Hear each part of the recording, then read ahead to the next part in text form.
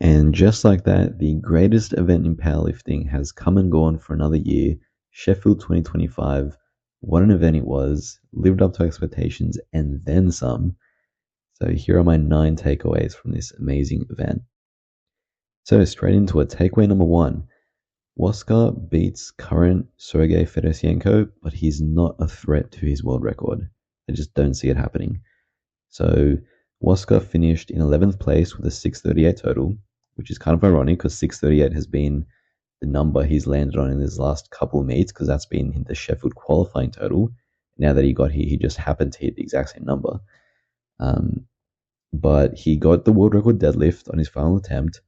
Didn't really come close to the world record total though, which is of course 669.5 held by Sergey Fedosienko. So my predictions were kind of spot on with this. I predicted Wascar would pull the deadlift world record, but wouldn't get the total. I did think he was going to end up a little bit higher than where he did, but still a good result. But yeah, I don't think he's a threat to that world record as a 59. Honestly, I think he needs to move up to get closer to the high sixes, 700 totals. I just don't see it happening as a 59. Apparently, he had a tough weight cut as well. He had to weigh in twice, so that probably could have had something to do with it. But current Fedosienko was 625 at Asian Championships in December last year. So I think he's a favorite over the current Fedosienko, but I think the GOAT still clears him when it comes to all-time numbers, and I don't see Wascar breaking the world record, unfortunately. Also, quick plug for my Sheffield predictions video.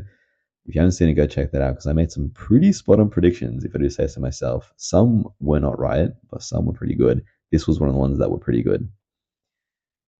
On to the next one. Kjell has no 66 competition whatsoever. So Kjell ended up winning Sheffield with a 770 kilo total, 106.21%. And this was right around where I think most people expected him to be. I think most people didn't think he was going to hit 800, but most people thought he was going to be clear off the mid sevens. And so most people probably had him around this 770s range. I personally predicted him at 765, so I think he did pretty well there. However, where my prediction wasn't as good was I predicted that his battle, in particular with Kasim Sand, would be a lot closer than what it was. I predicted Kasim Sand would finish around 740-ish. He ended up finishing 715, which placed him 8th. And he didn't pose as much of a threat to Kjell as I thought he would. Pana finished 697.5 in 10th, so even further behind, which most people probably were predicting. I'll have more on Pana in the next takeaway. But yeah, I thought it was going to be closer, and there's just no one out there. I mean, Kasim Sand, I think, is the strongest 66 apart from Kjell. He did 715.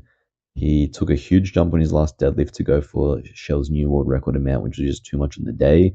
I think eventually that could be in reach, the 318.5. That would have given him a 730s total. I think 730s is potentially within reach for Kasim Sand. But Kjell is just so far above everyone else. He did 770. I'm not going to say conservatively, but he had some calls not go his way.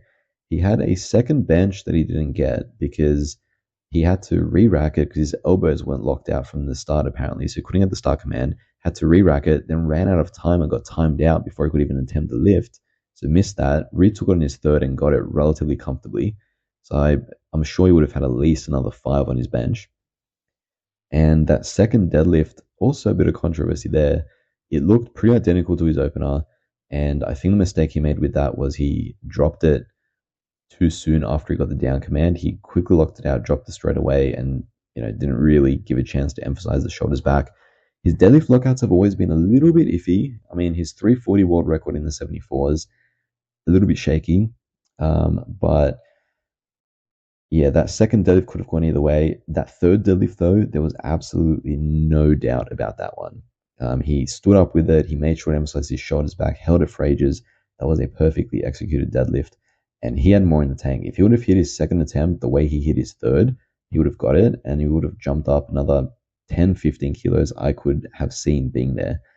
So yeah, Kjell has more room on his 770 than any other 66 has on their low 700s total. So As long as Kjell chooses to stay as a 66 and continues to make the cut, then he's going to be pretty much in a league of his own, and he's going to cruise to world championships and basically any head-to-head victory you can imagine.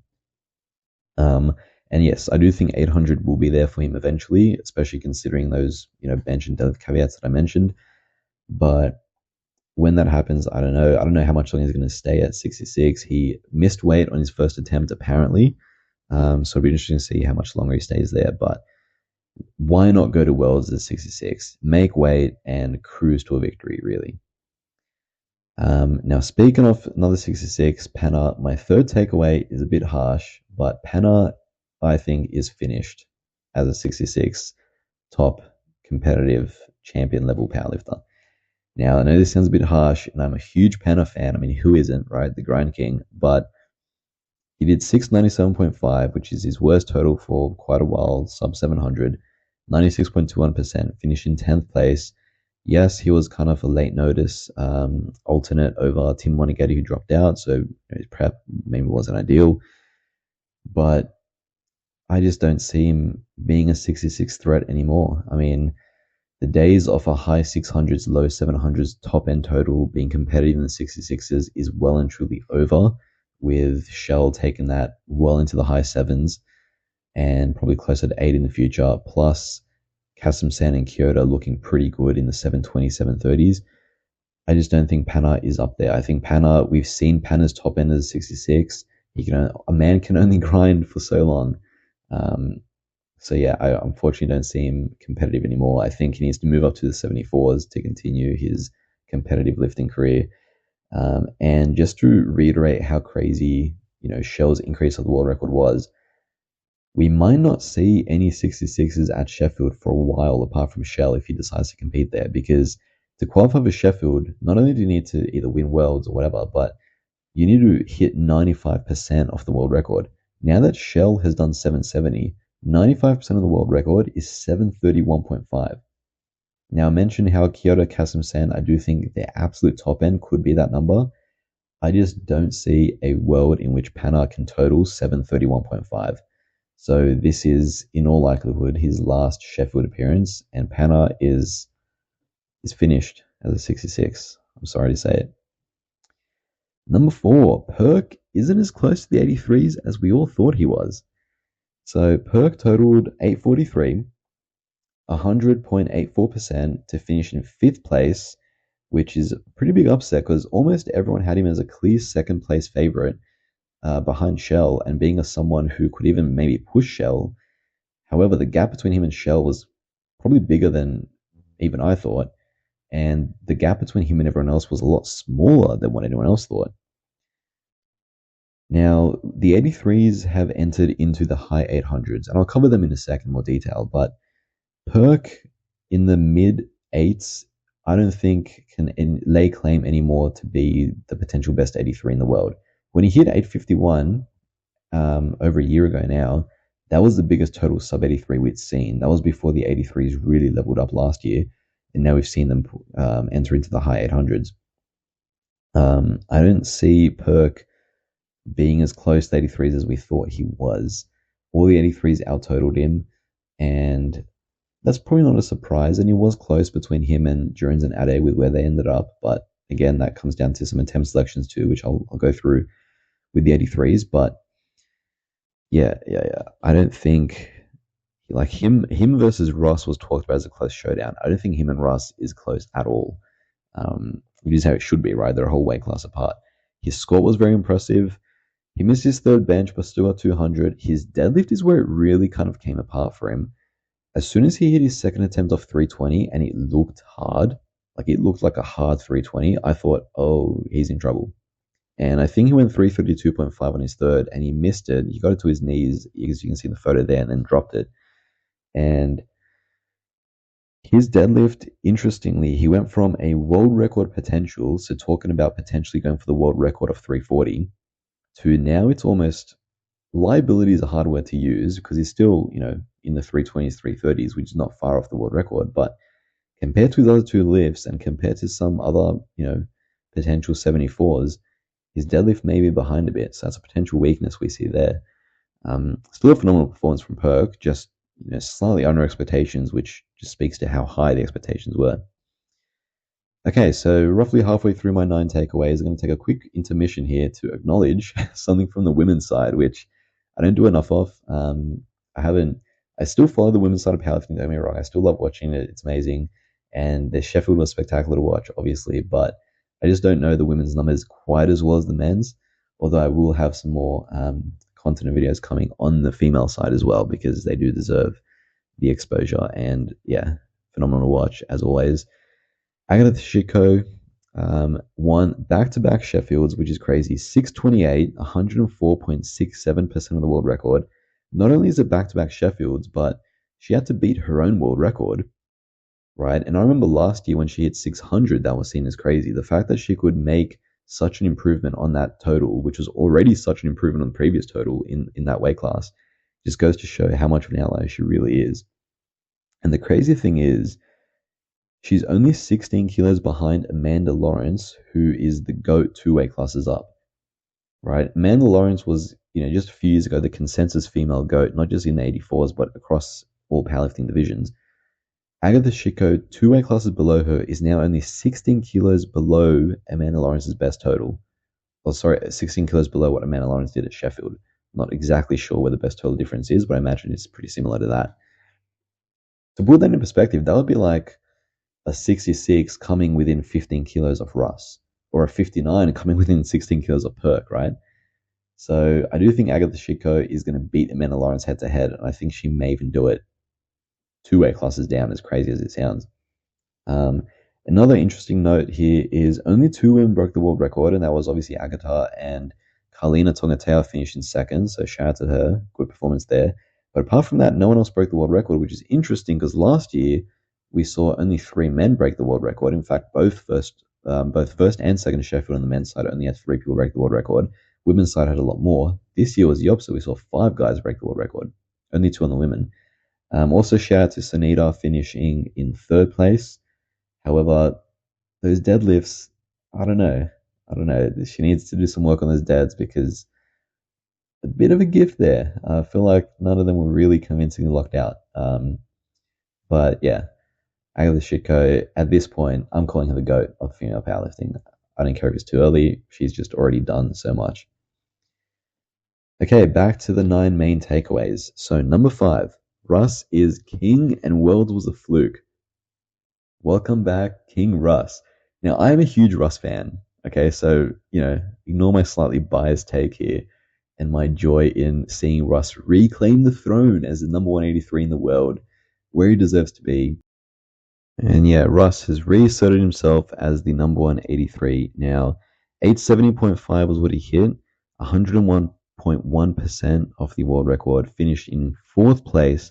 However, as crazy as that performance was, he was really robbed off a podium place because that 3rd deadlift, I'm sorry, that was good. That should have passed. His 3rd deadlift of 342.5 would have given him an 883 total, which would have been 102.56%, which would have put him comfortably in 2nd place, creating quite a gap behind him and everyone else. Now, unfortunately, he didn't get it, and there's a photo of him there. He stood up with the deadlift. That's a good lift in my opinion. Yes, his grip started slipping and the bar started sliding down. However, he locked it out before that happened, and I presume he got the down command as soon as he locked it out, or he should have anyway. So the fact that he was slightly losing grip shouldn't matter because he kept holding the bar all the way down. It's not like he dropped it completely. So a bit of a robbery there. Ross got robbed off a podium, which kind of sucks because that will leave a bit of a sour taste in his mouth despite having the best performance of his career by far. That 3rd squat was crazy. I couldn't believe he went 338. That was a huge jump, 3 white lights, insane. He opened on a bench higher than what he'd hit in competition for the last 5 years. Benched over 200. Deadlift was looking strong. Like I said, he should have got that last pull. But it is what it is. Very impressive performance either way. And without a doubt, he's the 83 king. Like I said, has regained his position. And Worlds was a fluke. So Duran's, I think, is at his top end that he's ever going to be. He finished 852.5, which is a PB, 99.01%, finished in 6th place. It's still not a bad performance. Missed his third squad and his third bench, which is kind of uncharacteristic for him.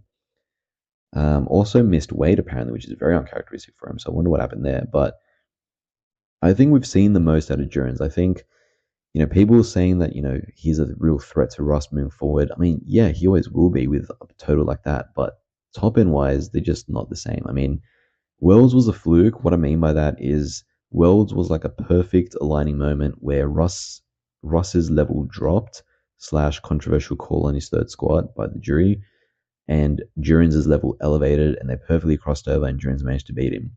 I don't think we'll ever see that happen again. I think this is the best Duran's will ever be. Russ is, if anything, still getting better. Plus, like I said, he should have been in the 880s. I don't see Duran's ever touching anywhere near the 880s. So I don't think we'll see a worlds like upset with Russ anytime soon, ever again. And he beat the up and coming contender Ade as well. Now, speaking of Ade, my sixth takeaway, Ade is a future champ. So Ade totaled 850 for 98.72% of the world record, finishing in seventh place. So he did come last in about 83s. However, his top end is way higher than Duran's.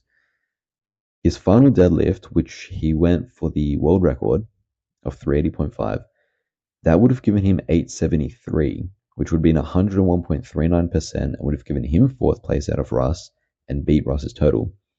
And he got so close. That is a photo of him with that world record deadlift, and he's very close. You can see there, it looks like his right hand kind of opened up, and straight after that, he lost balance, dropped it, and fell backwards. But he locked for a split second there. He locked it out, or enough of a split second for me to take a screenshot anyway. But that's him standing up with the world record deadlift. I think it's only a matter of time before he gets it. I wouldn't be surprised at all if he gets in his next competition. And he's a big threat to Russ. That huge deadlift means he's a big threat to Russ. He's got Enna's deadlift, plus he's got a bigger squat and a bigger bench. So yeah, much higher ceiling than Duran's. I anticipate he's going to get his revenge against Duran's next time out. And Russ is the king, but Ade is a future champ. Him and Joe Borenstein are the future of the division. Number 7, 93s rule Sheffield. So Emil Krastev, Gustav Hedlund round out the podium this year. Emil totaled 917.5 for 101.83% to take second place. Gustav hit 915 for 101.55% to take third place. Everyone was overlooking the 93s. My prediction for the 83s was bang on, by the way. I predicted Russ would win, but neither of them podiumed, even though Russ should have podiumed. 93s, I was half right. I predicted Emil Krastev to beat Gustav, which was an underdog pick, but he did it. But I didn't predict either of them to podium, let alone both. That is a huge, surprise. Everyone was overlooking them, including me, for podium. But the interesting thing is, the reason why I put 93s rule Sheffield, out of the 3 Sheffields we've had, 2 out of the 3 lifters on each podium have been 93s. At the first Sheffield, you had Kaiko in second, Gavin Aiden in third. Second Sheffield, you had Gustav in first, Kaiko again in second. And this Sheffield, you had Emil Krastev and Gustav second and third, respectively. So 2/3 out of every single podium has been 93s at Sheffield, which is kind of crazy. Now, let's talk about it, okay? The deadlift, Emil Krastev's deadlift. Now, I will start off by saying, I believe he got robbed on his second deadlift. His second deadlift I thought should have been good. He wasn't given it, and I think that was a bad call, and he should have got that.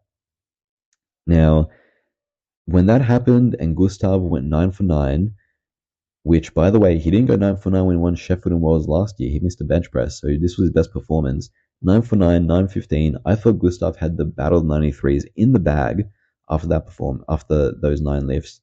And when I saw that Emil Krastev loaded up a bigger number to beat Gustav and get himself second place, I thought he was crazy, and I thought there was no way he was going to get it.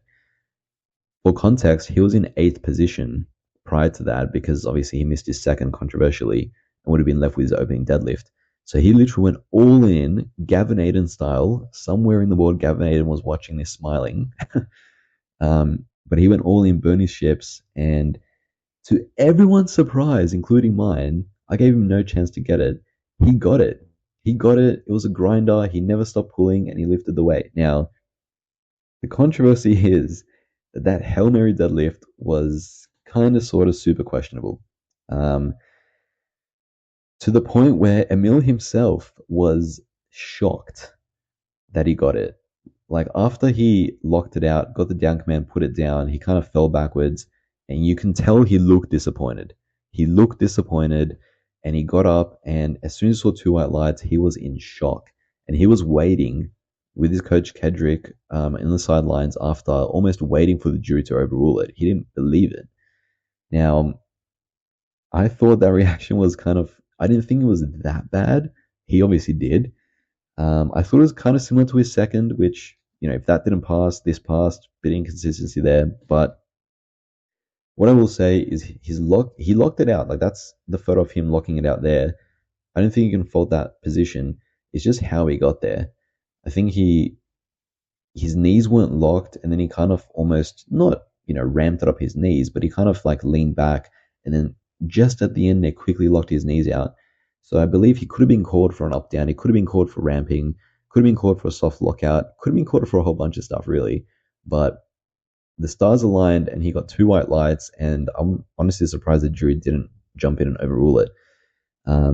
What I will say is if this lift passed, Russ's deadlift, his third attempt, also should have passed, right?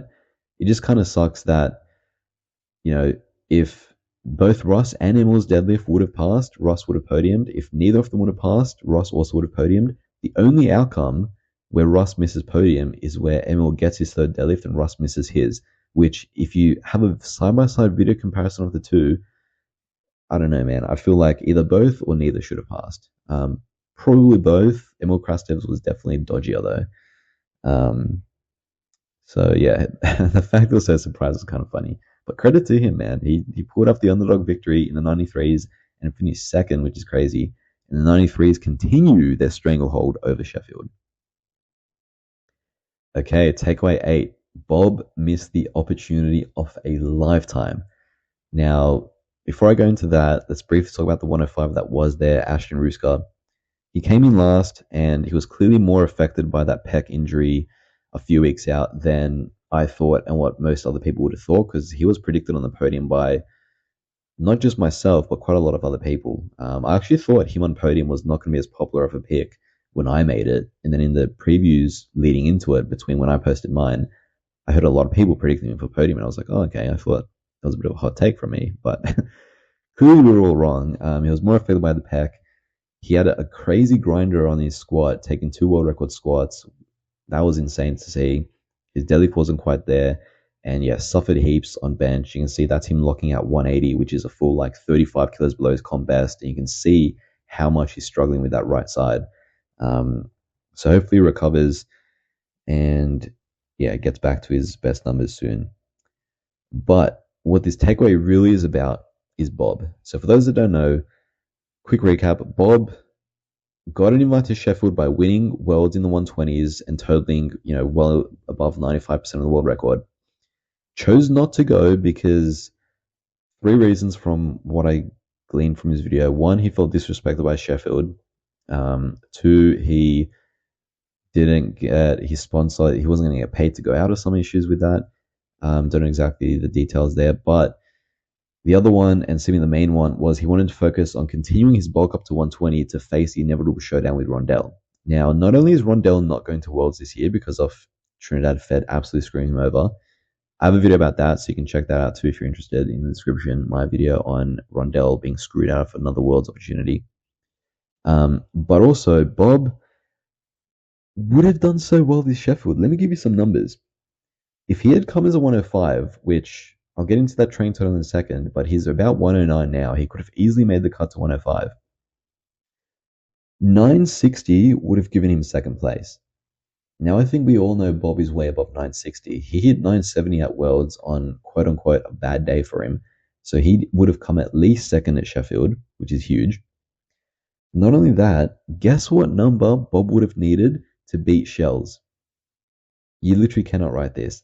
1,000 kilos exactly, or 999, I think, right? But 1,000 kilos exactly would have given Bobb the win at Sheffield.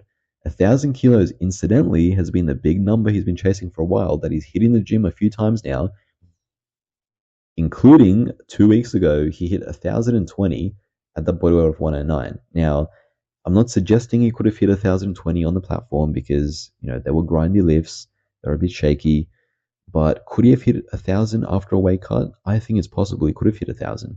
And 1,000 kilos would have not only given him a crazy benchmark to be the first non-super heavyweight to total 1,000 and to do it as a 105, not even a 120, but also, in the IPF anyway, but also he would have won Sheffield. That would have been a career-defining moment, and he passed up on it for some petty reasons, / wanting to prioritize a bulk to face an opponent who's not even going to be against him this year because Rondell won't be at Worlds. So, yeah, huge missed opportunity that Bobb will be ruining himself for not pursuing, I'm sure. And my final takeaway is a bit of a negative one, and I hate to end this on a negative note, but Jesus will never break his world record. He totaled 1112.5, which is actually the same exact total as last year, which is kind of funny. 96.53%, finished in 9th place, slightly better than last year in placing wise. But yeah, going in, we knew that his low body weight was going to hurt his squat, which it did. I thought the 465 attempt selection was smart. Unfortunate that he didn't get it, even though he stood up with it. He had a bit of that bobble up down, so he couldn't get it. That kind of sucked. His bench strength is still 600 pounds. Potentially, I could have seen him having a few more kilos there. So I think his bench didn't suffer. And his deadlift, I thought was going to go much better based on training. I predicted he would load up the world record deadlift on his second and then go crazy on his third. I was correct with the fact that he loaded up the world record on his second. I thought he was going to get it. Unfortunately, he didn't. There's a photo of him at the top on his second attempt.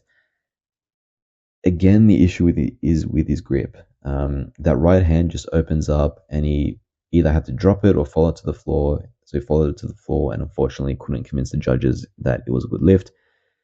And on his third attempt, he didn't even lock it out before he lost his grip. So unfortunately, Jesus doesn't reclaim his deadlift world record, and honestly, I don't see him ever claiming his total world record again. I think he set the bar so high.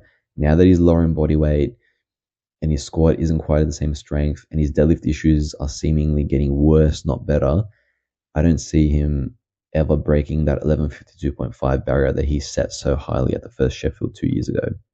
It's unfortunate, but I think that's the truth when it comes to Jesus. I would love to be proved wrong though, but man, he needs to figure out his deadlift because his strength is there. Like strength-wise, that 411.5 is no problem. He just needs to figure out how to hold on to that goddamn thing. But there you go. Those are my 9 takeaways from Sheffield. Let me know what you think about Sheffield and these takeaways and how on point your predictions were, because I'm interested to hear. But what a tournament this was. What a competition.